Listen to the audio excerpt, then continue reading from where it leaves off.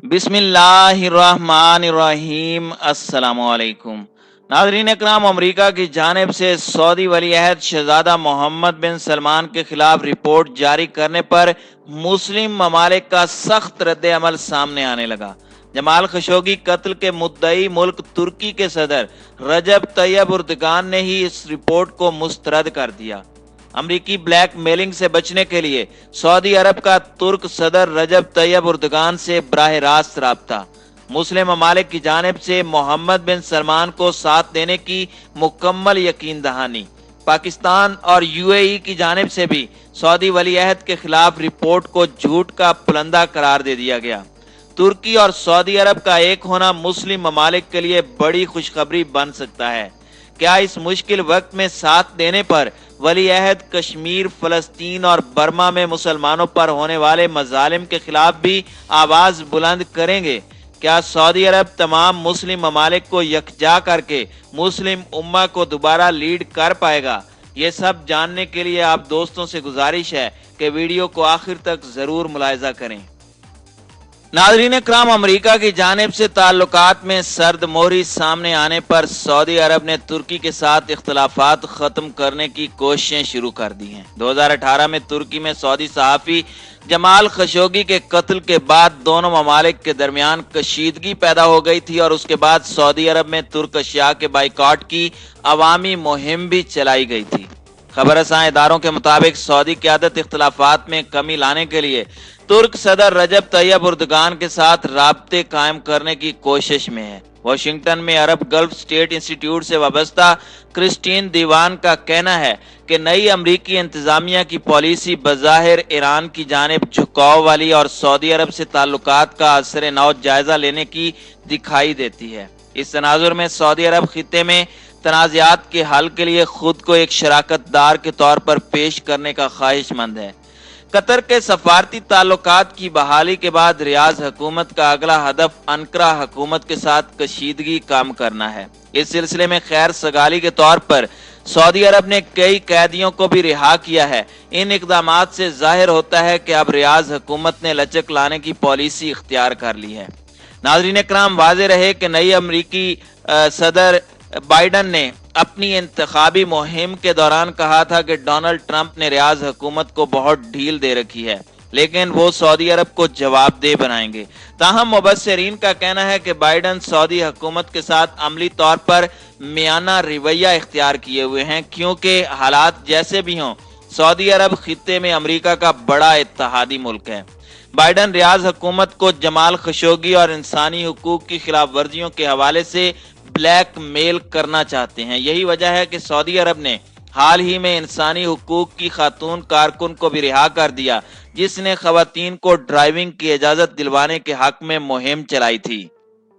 दूसरी जानिब अगर पाकिस्तान की बात की जाए तो वजीर आजम इमरान खान ने अमरीका में मातूब हो चुके सऊदी वली अहद मोहम्मद बिन सलमान को खत लिखकर नेक ख्वाहिशात का इजहार किया है। चूंकि शहजादा सर्जरी के अमल से गुजरे हैं, सदर जो बाइडन सऊदी वली अहद के हवाले से अपना पॉलिसी बयान जारी कर चुके हैं, जिसमें जरा भी शक नहीं कि सदर जो बाइडन गुज़श्ता 2 साल में जमाल खशोगी के कत्ल के हवाले से और सऊदी अरब में इंसानी हुकूक के हवाले से सख्त बयानात देते रहे हैं। अब वो जो नया पॉलिसी बयान लाए हैं उसमें वो मोहम्मद बिन सलमान को मनसब से अलग कर देने का भी मुतालबा कर सकते हैं। अगर वो ऐसा मुश्किल मुतालबा शाह सलमान से कर देंगे तो क्या शाह सलमान उनका यह मुतालबा अमलन पूरा कर सकेंगे?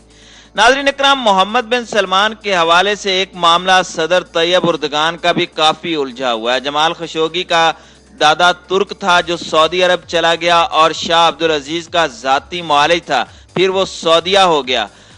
खशोगी खानदान के शाही खानदान से बहुत मजबूत ताल्लुकात रहे। अदनान खशोगी जो लुबनान में मुकीम था और दिफाई सौदों और असले के कारोबार में दुनिया का सबसे ज्यादा मशहूर शख्स था, जिसके जाती ताल्लुकात शहजादा सुल्तान बिन अब्दुल अजीज वजीर दिफा के साथ बहुत गहरे थे, वो खशोगी का चाचा था। जमाल खशोगी का कत्ल कई पहलू रखता है। शायदशुदा खबरों के मुताबिक वली अहद शहजादा मोहम्मद बिन सलमान सहाफी खशोगी को रियासत सऊदिया का दुश्मन तस्वुर कर चुके थे। क्योंकि वो हर वो पॉलिसी अपने कालमों में पेश करते थे जो मोहम्मद बिन सलमान की ज़ेर क़यादत शाह सलमान की सरपरस्ती में रियासत सऊदी अरब अपना चुकी थी।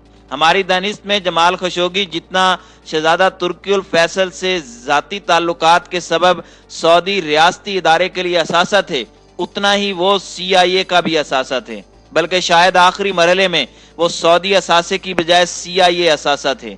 लिहाजा हमारी नज़र में उनके कत्ल में CIA का किरदार भी मौजूद हो सकता है।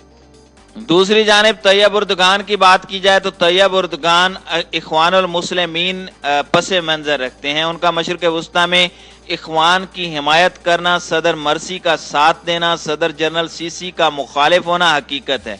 ये सब मामलात खलीजी अरब रियासतों और सऊदिया को नामंजूर रहा है, क्योंकि ये सब इख्वान नजरियात को अपने इक़्तिदार के लिए असली खतरा समझते हैं। नाज़रीन इकराम, इख्वान माजी में जब मिस्र और शाम में मातूब थे तब सऊदिया में उन्हें मदद, पनाह, रोजगार वगैरह मिलता था, मगर ये इक़्तिदार के मुतमन्नी न थे।